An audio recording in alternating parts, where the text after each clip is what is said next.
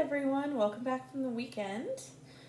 Today we have chapter 25, and in honor of this book, I am wearing my Anne of Green Gables shirt. It's got Anne right here, which is pretty cool. Alright, chapter 25, Matthew insists on puffed sleeves. Matthew was having a bad 10 minutes of it. He had come into the kitchen in the twilight of a cold, gray December evening, and had sat down in the woodbox corner to take off his heavy boots, unconscious of the fact that Anne and a bevy of her schoolmates were having a practice of the Fairy Queen in the sitting room. Presently they came trooping through the hall and out into the kitchen, laughing and chattering gaily. They did not see Matthew, who shrank bashfully back into the shadows beyond the woodbox, with a boot in one hand and a boot-jack in the other, and he watched them shyly for the aforesaid 10 minutes as they put on caps and jackets and talked about the dialogue and the concert. Anne stood among them, bright-eyed and animated as they, but Matthew suddenly became conscious that there was something about her different from her mates, and what worried Matthew was that the difference impressed him as being something that should not exist. Anne had a brighter face and bigger, starrier eyes and more delicate features than the others. Even shy, unobservant Matthew had learned to take note of these things, but the difference that disturbed him did not consist in any of these respects. Then in what did it consist? Matthew was haunted by this question long after the girls had gone, arm in arm, down the long, hard-frozen lane, and Anne had betaken herself to her books. He could not refer it to Marilla, who, he felt, would be quite sure to sniff scornfully and remark that the only difference she saw between Anne and the other girls was that they sometimes kept their tongues quiet, while Anne never did. This, Matthew felt, would be no great help. He had recourse to his pipe that evening to help him study it out, much to Marilla's disgust. After 2 hours of smoking and hard reflection, Matthew arrived at the solution of his problem. Anne was not dressed like the other girls. The more Matthew thought about the matter, the more he was convinced that Anne never had been dressed like the other girls, never since she had come to Green Gables. Marilla kept her clothed in plain, dark dresses, all made after the same unvarying pattern. If Matthew knew there was such a thing as fashion in dress, it is as much he did, but he was quite sure that Anne's sleeves did not look at all like the sleeves the other girls wore.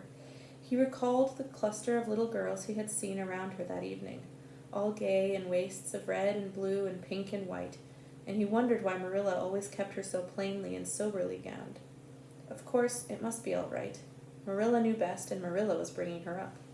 Probably some wise, inscrutable motive was to be served thereby. But surely it would do no harm to let the child have one pretty dress, something like Diana Barry always wore.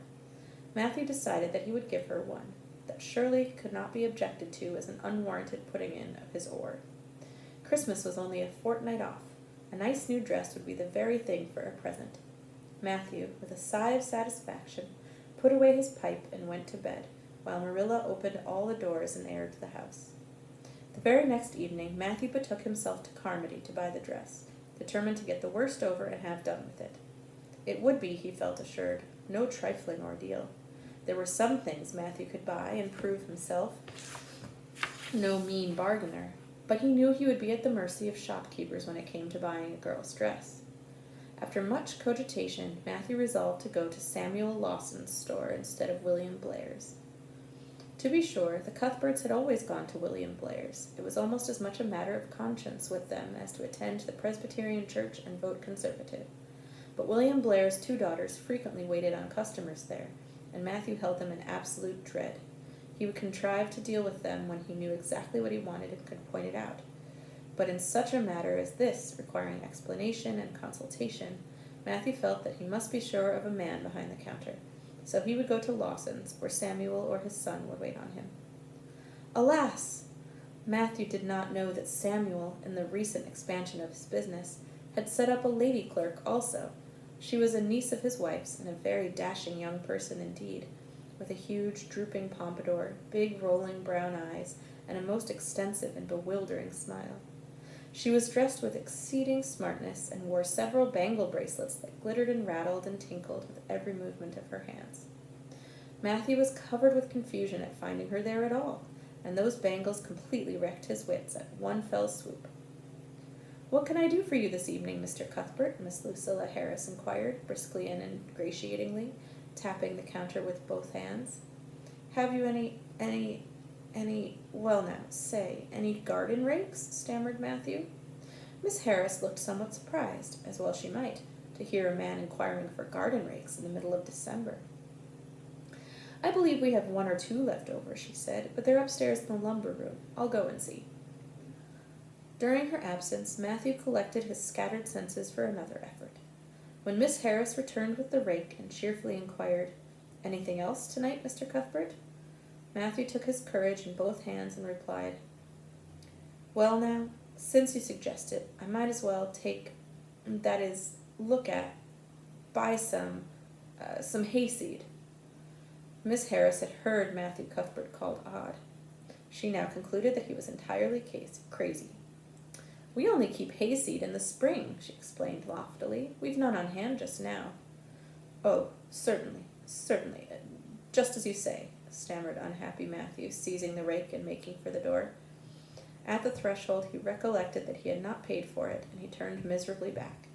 While Miss Harris was counting out his change, he rallied his powers for a final desperate attempt. "Well now, if it isn't too much trouble, I might as well, I'd like to look at some sugar." "White or brown?" queried Miss Harris patiently. "Oh, well now, brown," said Matthew feebly. "There's a barrel of it over there," said Miss Harris, shaking her bangles at it. "It's the only kind we have." I'll take 20 pounds of it," said Matthew, with beads of perspiration standing on his forehead. Matthew had driven halfway home before he was his own man again. It had been a gruesome experience, but it served him right, he thought, for committing the heresy of going to a strange store. When he reached home, he hid the rake in the tool house, but the sugar he carried in to Marilla. "Brown sugar!" exclaimed Marilla. "Whatever possessed you to get so much? You know I never use it except for the hired man's porridge or black fruit cake. Jerry's gone, and I've made my cake long ago. It's not good sugar either. It's coarse and dark. William Blair doesn't usually keep sugar like that." I thought it might come in handy sometime," said Matthew, making good his escape.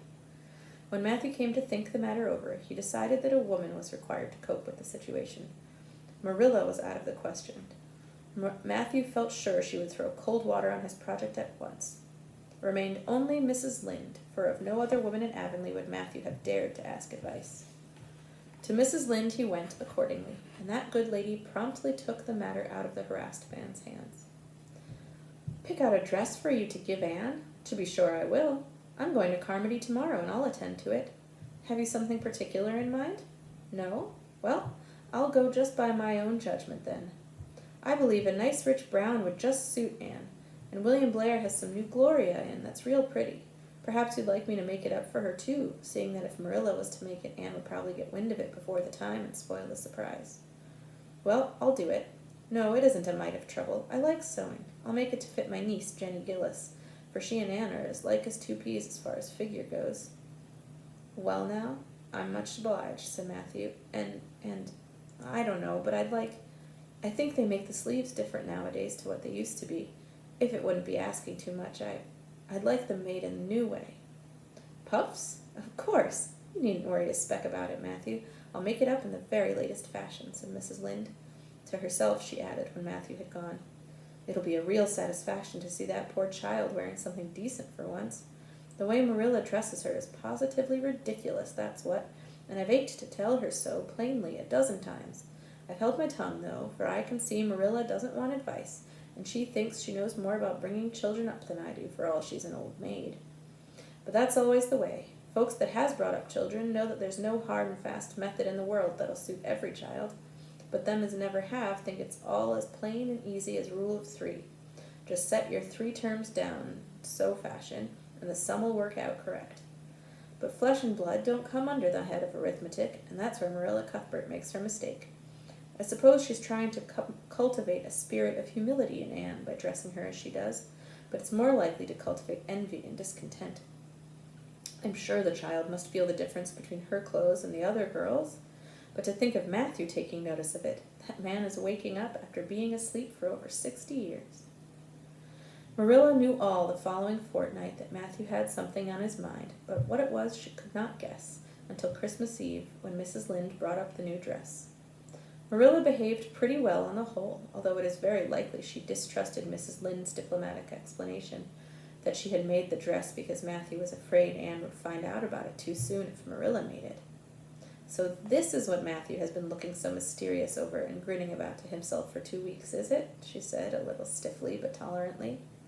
"I knew he was up to some foolishness. Well, I must say I don't think Anne needed any more dresses. I made her 3 good, warm, serviceable ones this fall, and anything more is sheer extravagance. There's enough material in those sleeves alone to make a waist, I declare there is. You'll just pamper Anne's vanity, Matthew, and she's as vain as a peacock now. Well, I hope she'll be satisfied at last, for I know she's been hankering after those silly sleeves ever since they came in, although she never said a word after the first.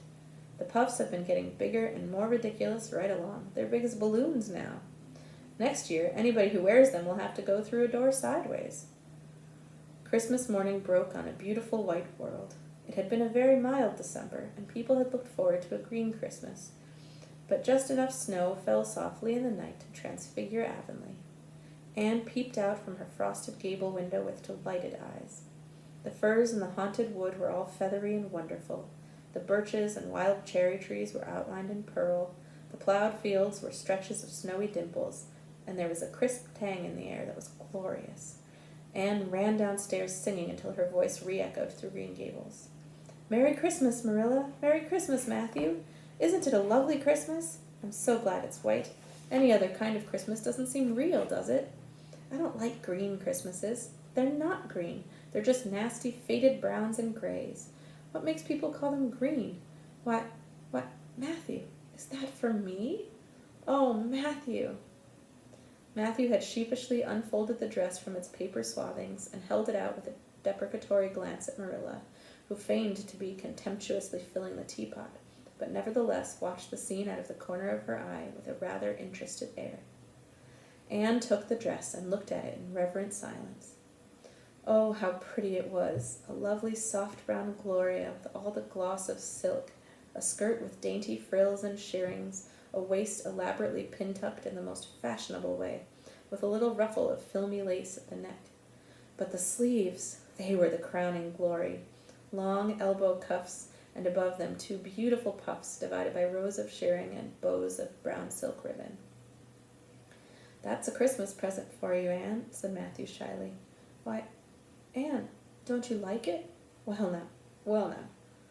For Anne's eyes had suddenly filled with tears. "Like it? Oh, Matthew!" Anne laid the dress over a chair and clasped her hands. "Matthew, it's perfectly exquisite. Oh, I can never thank you enough. Look at those sleeves. Oh, it seems to me this must be a happy dream." Well, let us have breakfast," interrupted Marilla. "I must say, Anne, I don't think you needed the dress, but since Matthew has got it for you, you see that you take good care of it.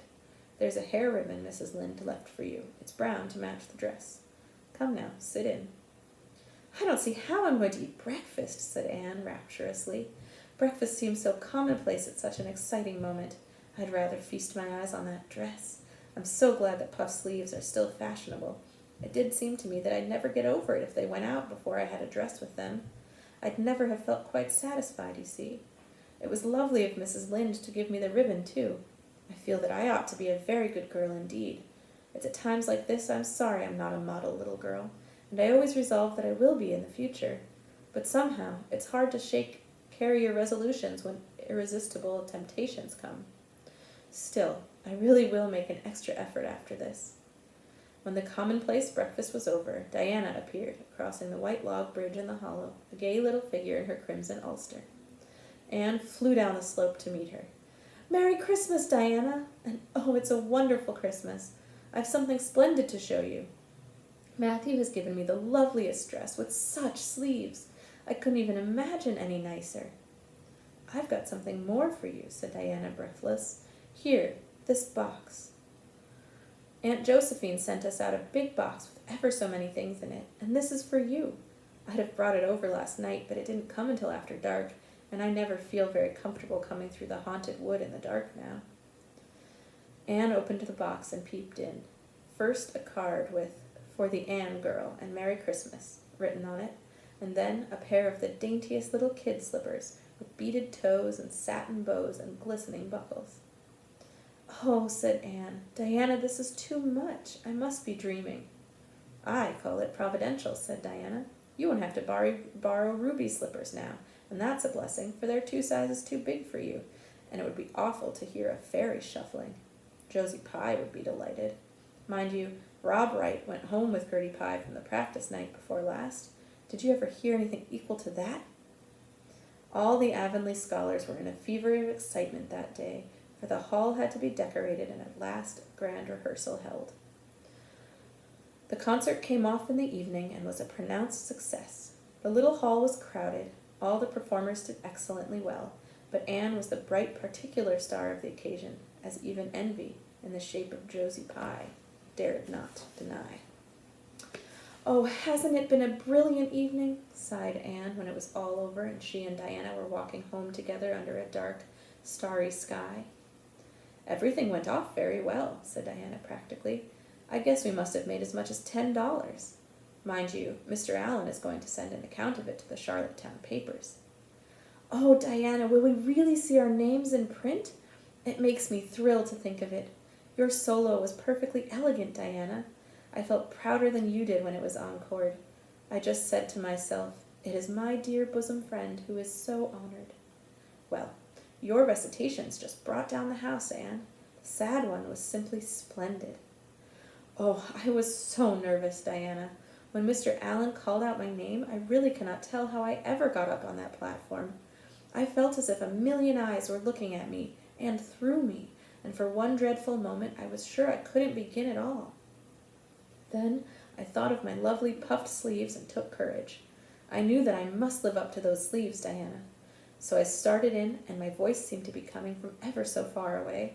I just felt like a parrot. It's providential that I practiced those recitations so often up in the garret, or I'd never have been able to get through. Did I groan all right?" "Yes, indeed, you groaned lovely," assured Diana. "I saw old Mrs. Sloane wiping away tears when I sat down. It was splendid to think I had touched somebody's heart. It's so romantic to take part in a concert, wasn't it? Isn't it? Oh, it's been a very memorable occasion indeed." "Wasn't the boys' dialogue fine?" said Diana. "Gilbert Blythe was just splendid. Anne, I do think it's awful mean the way you treat Gil. Wait till I tell you. When you ran off the platform after the fairy dialogue, one of your roses fell out of your hair. I saw Gil pick it up and put it in his breast pocket. There now. You're so romantic that I'm sure you ought to be pleased at that." "It's nothing to me what that person does," said Anne loftily. "I simply never waste a thought on him, Diana." That night, Marilla and Matthew, who had been out to a concert for the first time in 20 years, sat for a while by the kitchen fire after Anne had gone to bed. "Well now, I guess our Anne did as well as any of them," said Matthew proudly.